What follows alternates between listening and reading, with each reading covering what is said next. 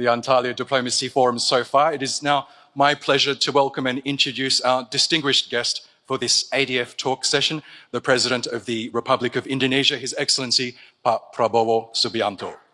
Prabowo Subianto became Indonesia's 8th president in October 2024 after winning the presidential election earlier that year. A former military general and businessman, he received an international education before graduating from the Indonesian Military Academy in 1974 and quickly rose through the ranks of the Army's elite special forces. Transitioning to politics, he co-founded the Gerindra Party in 2008 and ran for president twice before he was appointed defense minister in 2019. 3 times, oh, I'm sorry. As leader of the world's 3rd largest democracy, Prabowo Subianto is committed to strengthening Indonesia's sovereignty, driving economic development, and navigating complex geopolitical challenges, all while drawing on his extensive experience and deep commitment to his nation's future. Bapak Presiden, selamat datang dan terima kasih telah bergabung bersama kita. Mr. President, welcome and thank you so much for joining us. Now, before I ask you my first question, Pak, I just wanted to mention that this holds a special significance for me as an Australian with Indonesian parents from the Karo Highlands in North Sumatra. So on their behalf, I would just like to say Mujua, which is the warmest greeting that you can give in the Karo language.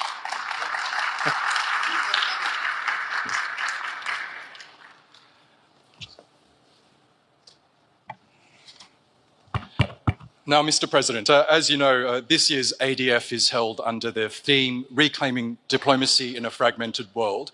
What does this phrase mean to you exactly in the current global context, and where do you see diplomacy falling short or potentially regaining strength in today's world? Thank you. To be very frank, I tend to be now a bit pessimistic about the success of diplomacy. But I realize that we cannot give up on diplomacy. Why do I say I'm pessimistic? Because what we see now in the reality, the real world, what we are witnessing now is actually the carrying out of the age-old adagium, the age-old, let us say, philosophy of Thucydides, the ancient Greek historian, who said that the strong will do what they can, and the weak will suffer what they must suffer. So this adagium is being played out in front of our eyes. What is happening is might becomes right. Who has the strength? Who has the capacity? Tend to do what they can do. And this is very, very distressing, very sad for the rules-based system that has been created after the Second World War by the Western powers themselves. So this, for us, in the global South, in the aspiring countries that look up to the West, to be very frank, that want to create a democracy like the West. We believed in the lessons of the West. We believed in trias politica. We believed in freedom of expression, freedom of speech. As I said, no, I want to really correct myself, you know. Actually, I ran for president 4 times. I lost 3 times. So what I'm saying is, I believe in democracy. I was a soldier. I was a general. At one time, I commanded the strongest military force in Indonesia. And then I was told to step down in more in more direct language, I was fired. But I swore an oath to uphold the Constitution. And the Constitution says very clearly that the President has the supreme power over the armed forces. So when my President asked me to step down, I did not hesitate. I said, yes, sir. So what I'm saying is we believed in democracy. We believed in human rights. We believed in the rules-based order. But now, all of a sudden, we see before our eyes, let us say, what President Erdogan mentioned, innocent children, innocent women, unarmed men being massacred in front of the eyes of the whole world. So, sorry. Sorry. So this is what I say. I do believe diplomacy is the only way, the best way. But I tend to be a bit sad. What this means is now every country has to prepare for the worst. This will take resources from us needed to eradicate poverty and eradicate hunger. Now we have to invest in a strong defense because we don't know what's going to happen next month, next week. So this is a bit saddening, actually. But yeah, if you want to ask me, I say that we have to go through diplomacy. But many countries now are assessing, I think, and are preparing for the worst. Preparing for the worst. Thank you. Well, Indonesia, as we know, is known as a strong advocate for a more just and balanced global order. It sounds like you want to carry that tradition as well. From your perspective, what would an ideal global order look like? Well, actually, we already have the format. We have the United Nations. We have many institutions which are doing great work. The WHO, many, the UNICEF, the FAO, the Food and Agriculture Organization, they're doing very, very great work, overcoming hunger, so we do have a format. Now, for instance, maybe, there are demands that Security Council, the permanent members should be increased to represent the reality of this present world. We have big countries like India, big countries like Brazil, many countries that represent a big segment of the world population that feel underrepresented in the highest organs of the United Nations. So actually, we already have a good format, and but then we are saddened that this good format that's proven effective, bringing down diseases, saving hundreds of thousands of lives everywhere, is in danger of being abandoned. So I would say let us not reinvent the wheel, build on what has been proven to be good, overcome its shortcomings, improve, build on what has been achieved. That's my outlook, my position.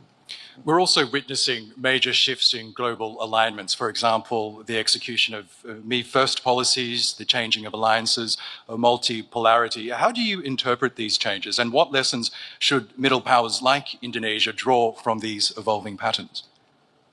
This is very interesting, but Indonesia, by tradition, we have always been non-aligned. In fact, we are the founders of the non-aligned movement, together with India, Egypt, that time Yugoslavia. So we are the first founders of the non-aligned movement, and by tradition, every Indonesian government has to maintain this tradition. Otherwise, we will lose popular support. Our people do not want to be engaged into any alliances or blocs, especially military blocs. So we are by tradition neutral. So, for instance, my philosophy, which I announced early on in my campaign, is an ancient Asian philosophy, an ancient philosophy of the Eastern peoples, of the Asiatic civilizations, which is the philosophy taught to us generations. 1,000 friends too few, one enemy too many. It's a very clear and simple sentence, but very difficult to achieve. 1,000 friends too few, one enemy too many. But this is logical because, for instance, where I come from, Southeast Asia, 50 years ago, we were fighting amongst ourselves. We, neighbors, sending troops to each other's territories, claiming each other's territories. This is South Asia 50 years ago.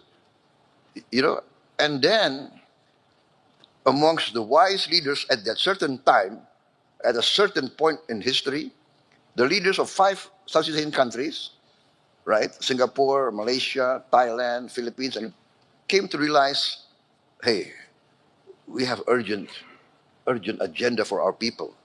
We have to deal with poverty and hunger. Why do we fight amongst ourselves? And then the idea of ASEAN, Association of Southeast Asian Nations, came, and lo and behold, 50 years, no conflict. We still have differences, but we tend to use diplomacy. We tend to talk and talk and talk, and sometimes talk, is very tedious, but better talk than fight. That's our position, And that's the Asian tradition. Sometimes the talk can go on and on and on, but in the end, there is some sort of interaction, some sort of chemistry, and we tend to think of the common interest. So this is my philosophy also. So 1,000 friends. I want to bring Indonesia to a position of good relations with all the big powers, and so that we can be some sort of bridge and mediator, etc., etc., etc. This is our effort. So I announced, when I took over, I announced that I want to carry out a policy of the good neighbor. I want to be a good neighbor to all my neighbors, and even to the outlying powers, the great powers of the world. I want to be on very good terms. I want to respect all the great powers, as I hope they would respect us. Mr. President, you touched on this a little earlier, but one of the most pressing challenges facing the world today is the humanitarian crisis in Palestine. In your view, what does this reveal about the current state of global leadership and diplomacy? Well, I would like to say that, as I said in my first comments, that the situation in Gaza actually is teaching the world that many of the great powers that espouse great ideals now, in the eyes of many in the global south, have fallen short, basically. I mean, for instance, many of the Western powers, Western countries, come to Indonesia 30 years ago and come to us always teaching. You must do this, you must do that. Human rights, you're not very good in human rights. You're not too democratic. Always come and teach us. And we follow them. We follow them. And then, now we see that you come to us, you teach us human rights, but when you see flagrant violation of human rights in front, every day, every night on television, many of those who come to teach us, they keep quiet. So this is a saddening, but it is waking up. It makes us wake up. Oh, so that's it. You tell us we must do this, we must do that, we must do this, and then you violate, or you keep quiet, or you accept these violations. How can a 6-year-old boy or girl be guilty of anything? How can an armed mother be bombed and lose their house and lose everything?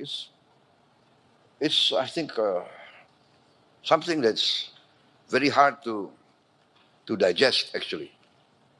And that's why I try to do what I can. That's why I'm traveling tomorrow. Tonight I go to Cairo. I will consult with President Sisi. Then I'm going to Doha, and I go to Amman, consult with King Abdullah, and then what? People ask why you are so far away. You are in Indonesia, but I cannot, because my people feel the attack on the innocent people of Gaza, of Palestine, of Lebanon, of Syria. It's like attacking them. Indonesia, of course, is majority Muslim, but I feel also that I must contribute what I can. So I already, for instance, I sent a small medical team together with the UAE. We have a medical field hospital. We are participating in that, and we are committed also to build another hospital in Palestine, in West Bank, maybe also in Gaza. And I've already announced that we are willing to accept wounded civilians that need medical care, also children and young students who have not gone to school for many years. We are willing to give them scholarships, and we already have some Palestinian students already, but not enough, but we are willing to increase that. And of course, after they complete their education and they complete their medical treatment, I mean, they must return to their homeland. So Indonesia, we are trying to convince everybody that the only real solution, a permanent solution, will come only by a two-state solution with an independent Palestine. But I also said that at that time we must also satisfy the concerns of the Israelis. They also must be guaranteed their right for security, the right of existence. And so I think in the end there should be peaceful collaboration. I think that is the key to a real peace. Yes, and we know that your continued support of the Indonesian hospital in Gaza has been key to providing life-saving medical services in the enclave. Now, if I could turn to the Indo-Pacific region, we know the region is increasingly becoming a stage for great power rivalry, a potential flashpoint. As a leading voice in ASEAN, the Association of Southeast Asian Nations, how does Indonesia plan to manage these tensions while also working with ASEAN to keep the region peaceful and stable? Yes, as many times in many different fora, in many different instances, I've said that our only way is engagement. Engagement and mutual respect. So in the end, I always propose collaboration. We have sometimes conflicting territorial claims. This is natural because we have been subjugated to many centuries of foreign domination, of colonialism, of imperialism. Some countries from somewhere came, they seem to like the wealth of some of our regions, and they say, okay, now this is ours. And they put up their flag. You see, so after a long period of struggle against colonialization and imperialism, most of the countries in our region achieved independence. But still, the leftover of those centuries, boundaries which are not clear, etc., etc., they are now the heritage given to us that we have to clear up all this mess. So we succeeded in cooperation with Vietnam. We have, I don't know, several decades of territorial claims and counterclaims, but we have resolved it a few months ago. I'm proposing also to my good friend and my good brother, the Prime Minister of Malaysia, let's solve the outstanding issues that we have with Malaysia. I also proposed joint development with the People's Republic of China, President Xi. We respect each other's legal position, but in the meantime, why don't we work together, right? We have overlapping maritime areas, zones. For instance, the PRC claim historically for thousands of years, Chinese fishermen have fished in those waters. And we claim for thousands of years, Indonesian fishermen have fished in those waters. So I said to President Xi, why don't we have joint development? Let's register how many hundreds of Chinese vessels, how many hundreds of Indonesian vessels, within the framework of the international limitations so that we don't have overfishing. Let's give licenses and everybody benefit. So I told everybody that 100% of zero is zero. So might as well work together in the meantime. And President Xi agreed. In fact, he agreed very fast. I proposed this to the Vietnamese. I proposed this to the Malaysians. So this is my approach. Let us work together to achieve common prosperity. Every race, every country, every religion in the world aspire to the same thing.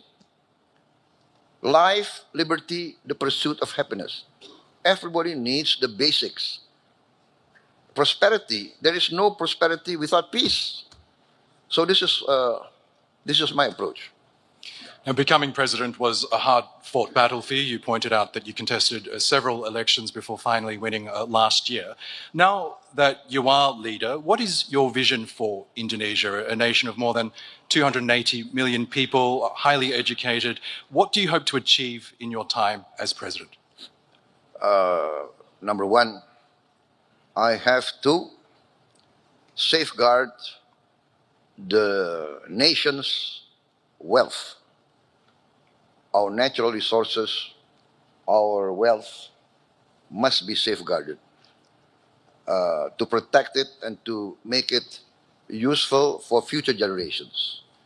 That's at most, because without the resources, then it's very difficult to achieve prosperity. Number two, we must have wise, correct, and common sense policies. That is the duty of every government, in my opinion. After being an amateur historian, I studied the history of many civilizations. The key to every country's well-being and independence is the ability of every country to guarantee food for its people, food security. And I think this is also the realization of the United Nations. The United Nations several years ago said that the future global crisis will be three. What they say, the F, E, and W: food, energy, and water. So likewise, in Indonesia, I have to guarantee food for my people. Number two, I have to guarantee energy for my people. And then water. Alhamdulillah, thank God, Indonesia, we have abundance of water. We have the other way around. Sometimes we have too much water, and then there's flooding, you see? And that's our I would say that's our challenge, right? Like we must manage our water, that it becomes useful. It doesn't become a natural disaster. And this is also a matter of education, matter of good governance. So that, and then of course, prosperity can only be achieved by the grasp of science and technology. Science and technology will enable us to industrialize. And so education, investment in science, technology, and in education is very important. In our budget, the number one, the highest item in our budget is education. I think it's the highest in the history of Indonesia. And then also I have rolled out a free meal for every children and every pregnant mother of Indonesia. So this is a massive program, very ambitious, but we are getting there. Sorry. At the end of 2025, we will provide meals for 82.9 million mouths by November 2025. So this is our program. We have to. I'm very determined to bring down poverty, especially extreme poverty, and I want to eradicate hunger. Nobody must go hungry in a nation that is a member of the G20. Thank you. And finally, Mr. President, this year marks 75 years of Indonesia-Turkey diplomatic relations. Both nations share a deep historical bond and strategic partnership. As we look ahead to 2050, which will mark the centenary of this partnership, how do you see that bilateral relationship evolving, especially in addressing shared global challenges? I'm very optimistic in this case. I'm very bullish in the sense that Turkey has a special place in Indonesia, the Indonesian people, you know. Indonesia being majority Muslim, the Ottoman Empire being at that time accepted as the leader of the Islamic community. Relations go through many centuries. Many parts of Indonesia feel the influence of the Ottomans. Many cases we were attacked by foreign powers. The Ottomans came to the assistance of our sultans. So there's this emotional bond. And I think even now, President Erdogan told us that there are Indonesian tourists coming to Turkey, I think in the figure of 200,000 every year. 200,000 Indonesians will visit Turkey. Usually after they go on the Umrah, then they will come to Turkey.